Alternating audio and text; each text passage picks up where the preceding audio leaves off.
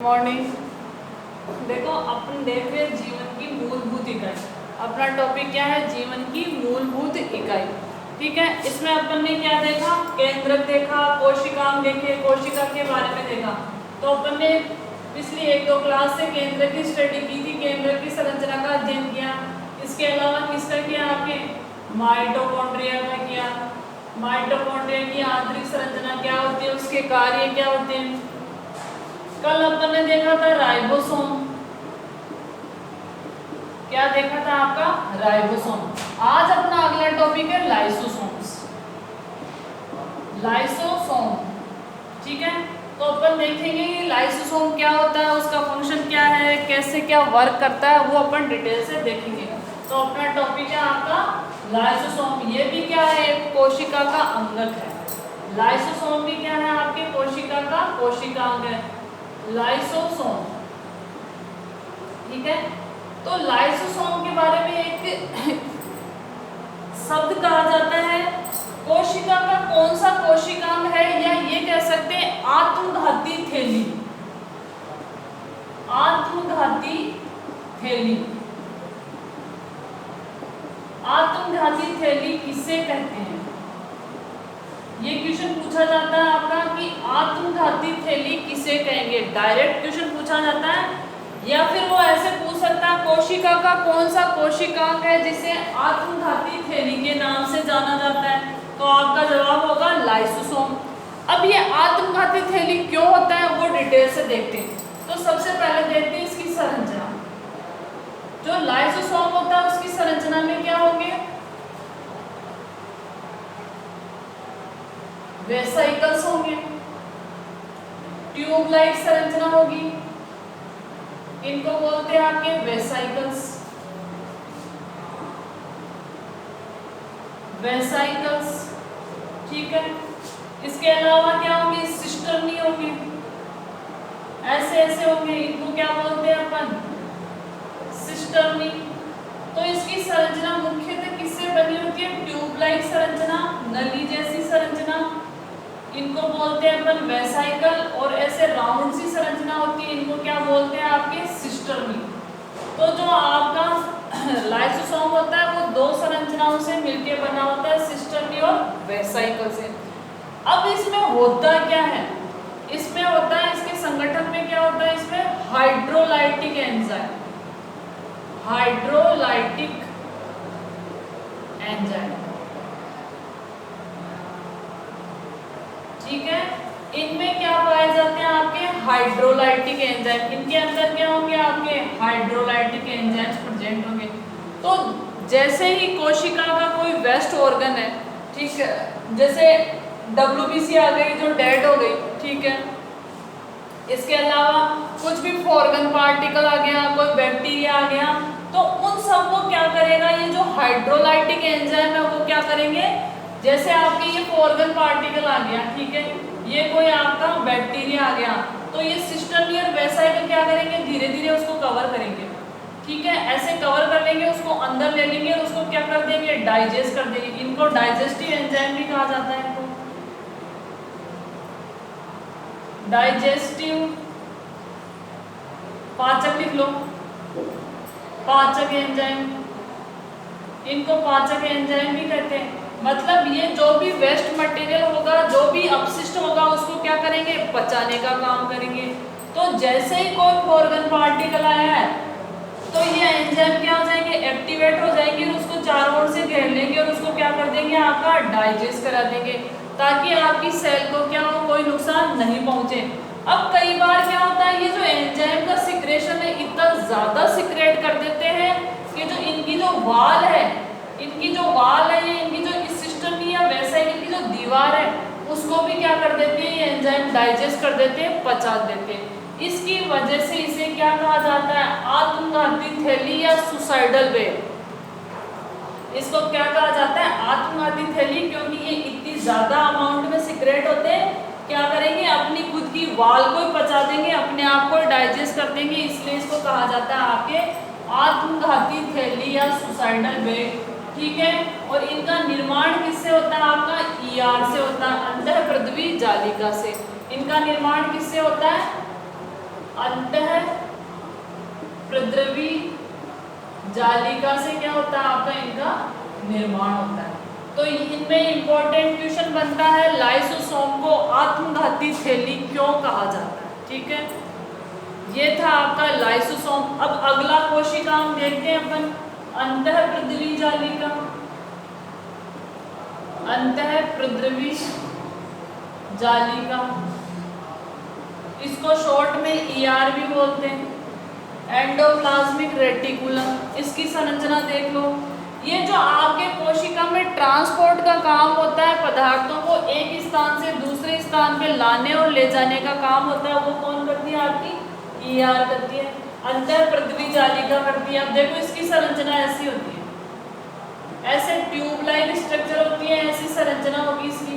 ठीक है, ये है आपकी अंतःप्रद्रवी जालिका। कहीं पे आपको ऐसी मिल जाएगी, मतलब कोशिका में हर जगह आपको क्या मिल जाएगी, आपकी अंतःप्रद्रवी जालिका मिल जाएगी।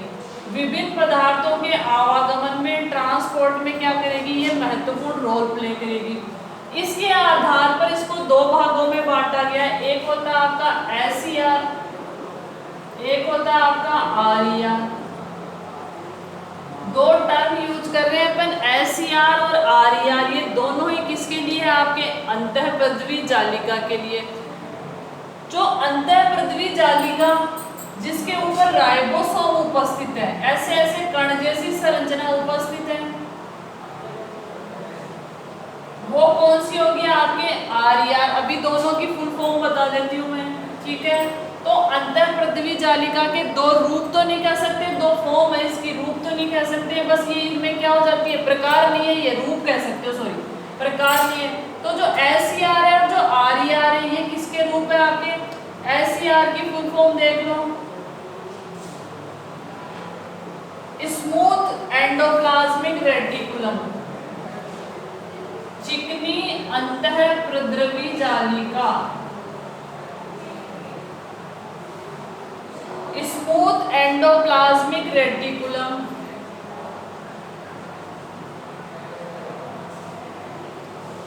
Endoplasmic reticulum. ठीक है, तो आप ये नाम लिख सकते हो। दूसरी क्या है आपकी, रफ एंडोप्लाज्मिक रेटिकुलम RER।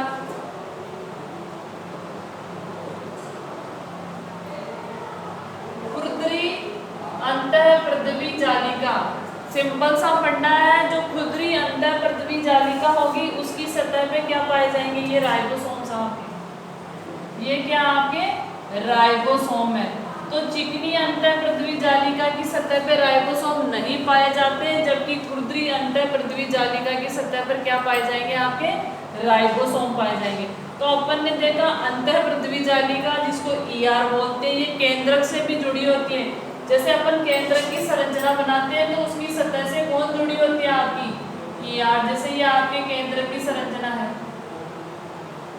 ये आपकी केंद्रक की संरचना है, तो आपको ऐसी भी मिल जाएगी। केंद्र की बाहरी झिल्ली से भी क्या होती है, आपकी जुड़ी होती है, और यहाँ क्या पाए जाते हैं, आपकी इस पे राइबोसोम्स पाए जाते हैं। तो जो आपकी अंतःप्रद्रवी जालिका है वो दो प्रकार से या दो फॉर्म में उपस्थित होती है, चिकनी अंतःप्रद्रवी जालिका और खुरदरी अंतःप्रद्रवी जालिका। इसके अलावा किसी भी पदार्थों का आवागमन है, किसी को कहाँ से लाना है, कईयों के निर्माण में भी क्या करती है, मदद करती है। तो ये थी आपकी अंतःप्रद्रवी जालिका, जो कोशिका का एक क्या है, आपका मुख्य कोशिकांग है।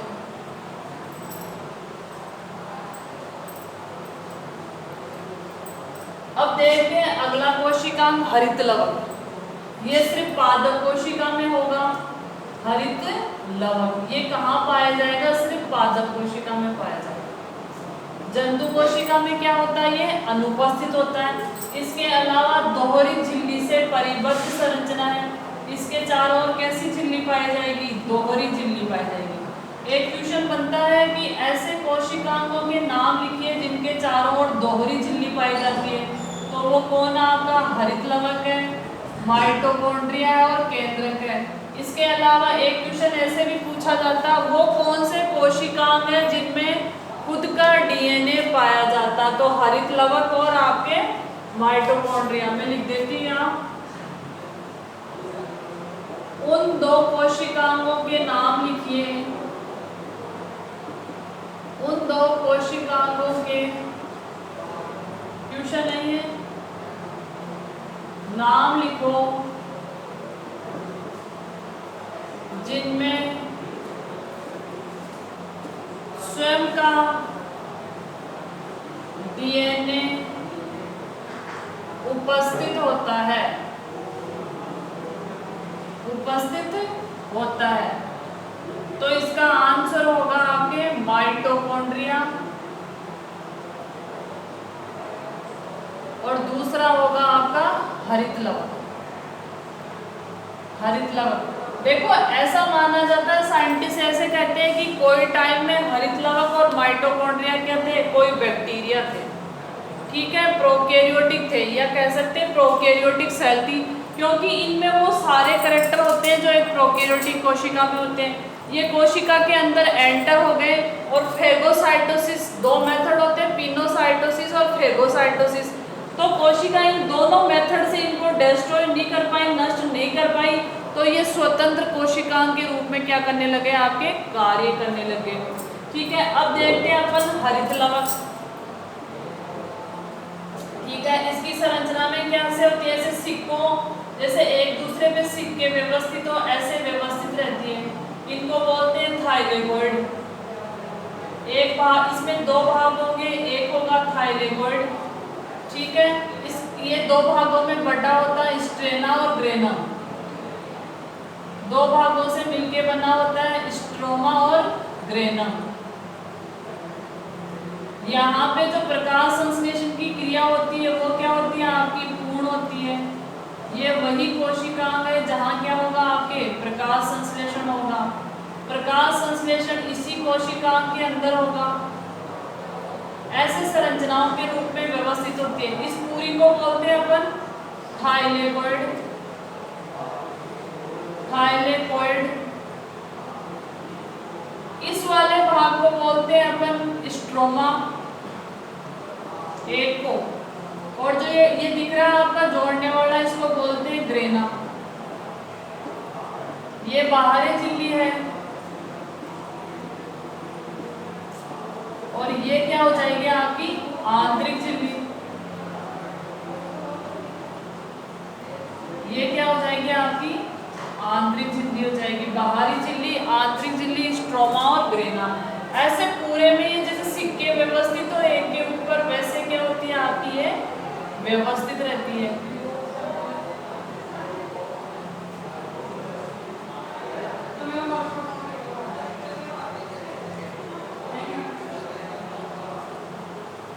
ये है आपका। अब इसका खुद में खुद का क्या होगा, सेल्फ का डीएनए होगा, सेल्फ का आरएनए होगा। इसमें डीएनए भी पाया जाता है, आरएनए भी होगा।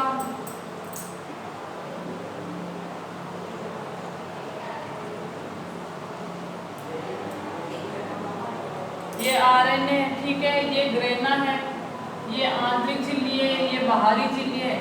इसमें क्या होंगे आपके राइबोसोम्स भी प्रेजेंट होंगे। क्या प्रेजेंट होंगे आपके, राइबोसोम भी प्रेजेंट होंगे। तो अपन ने देखा हरित लवक एक ऐसा कोशिकांग है जिसमें क्या होगा, प्रकाश संश्लेषण की क्रिया संपूर्ण होगी या पूर्ण होगी। ग्रेन, देखो जो प्रकाश संश्लेषण की अभिक्रिया है उसको दो भागों में बांटा गया है। एक होती है डार्क रिएक्शन, अंधकार रिएक्शन, और एक होती है आपकी प्रकाश रिएक्शन। तो ग्रेना वाले भाग में कौन सी रिएक्शन होगी आपकी, प्रकाश अभिक्रिया। ग्रीन वाले भाग में कौन सी अभिक्रिया होगी आपकी, प्रकाशिक अभिक्रिया। और डार्क वाले भाग में कौन सी होगी आपकी, अप्रकाशिक अभिक्रिया। ठीक है, हरित लवक वो कोशिकांग है जो प्रकाश संश्लेषण करता है। ठीक है, इसमें खुद का राइबोसोम होगा, डीएनए होगा, आरएनए होगा। जिसमें खुद का डीएनए होता है वो कोई भी कोशिकांग हो वो अपनी क्या बना सकता है, जीरोक्स कॉपी या फोटोकॉपी बना सकता है। ठीक है, जो पादपों का हरा रंग होता है वो किसकी वजह से होता है, आपके पर्णहरित की वजह से। और जो पत्तियां होती है, पादपों की जो पत्तियां होती है उनको कहा जाता है आपका किचन। तो कई बार एक क्वेश्चन पूछा जाता है कि पादपों का कौन सा अंग या पादप का किचन का क्या है, तो आंसर होगा आपका पत्तियां। क्योंकि यहाँ क्या होता है, प्रकाश संश्लेषण की की अभिक्रिया से किसका निर्माण होता है? भोजन का निर्माण होता है, स्टार्च का निर्माण होता है। प्रकाश संश्लेषण पत्तियों में हरित वर्ण की उपस्थिति की वजह से क्या होता है आपका? प्रकाश संश्लेषण की क्रिया होगी, सूर्य के प्रकाश की उपस्थिति जरूरी है और यहाँ भोजन का निर्माण होता है, इसीलिए पत्तियों को क्या कहा जाता है? पादप का किचन कहा जाता है। तो ये सारे कोशिकांग जो कोशिका के अंदर जो जो कोशिकांग होते हैं वो अपन पढ़ चुके हैं।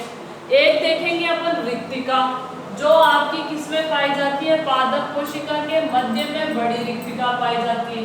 यहाँ से 2 क्वेश्चन बनते हैं।